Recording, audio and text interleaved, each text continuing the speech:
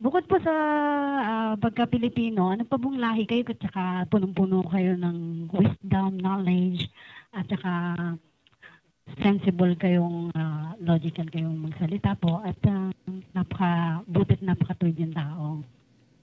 Ano pong lahi bukod sa pagka-Pilipino po?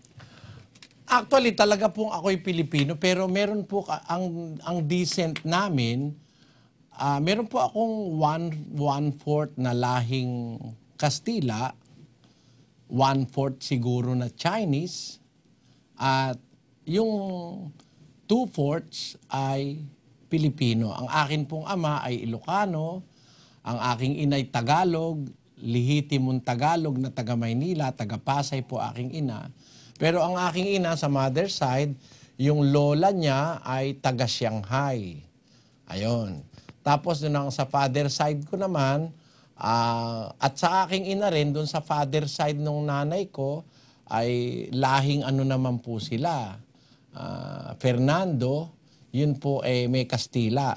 Sa father side ko naman, may Ilocano, tapos meron din pong konting Kastila. Dahil yung akin namang lolo ay lahing Kastila rin.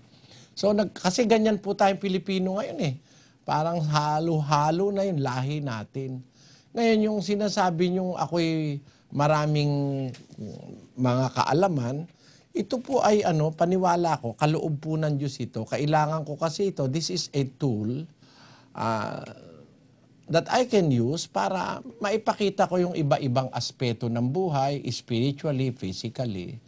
Bunga po ito ng pagkakaloob ng Diyos. Kasi unang-una, sabi po ng Biblia, hindi mo naman matatanggap ang lahat ng ito, kundi ka pinagkalooban, sabi ng Biblia.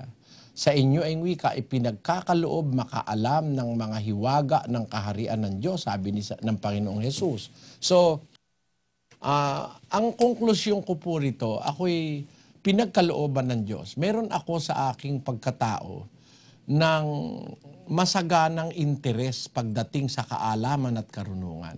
I am a lover of wisdom and I am a lover of knowledge. Mahalaga po sa akin ang anumang bagay na mayroong spark of wisdom and knowledge. Hindi ko po pinapalampas yun.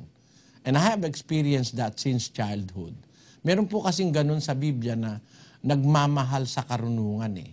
Paglilibang sa kanya, ang kalibangan niya, karunungan. Kung meron po mga tao na ang kalibangan o ang paglilibang sa buhay ay gumawa ng masama, meron naman pong tao na ang karunungan ay ang kanyang kalibangan sa buhay. Basahin natin yung Gis 23 ng Kawikaan, Brother Willie. Isang paglilibang sa mangmang ang paggawa ng kasamaan at gayon ang karunungan sa taong nag-uunawa.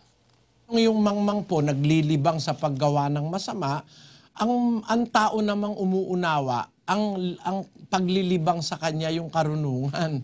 Kaya po pag kami kinalaman sa karunungan at kaalaman, libang na libang po ako diyan. Siguro makakasaksi itong aking mga kasama sa buhay. Talagang diyan ako nalilibang. Kung meron akong ikinatutuwa sa buhay, pag-usapan yung bagay na makarunungan, makatwiran, maayos, yung kabutihan, yun po ang aking libang sa buhay. Kaya siguro po ganun, siguro it is in my person, implanted by God Almighty, that I should have pleasure in understanding and wisdom. Ganun po siguro.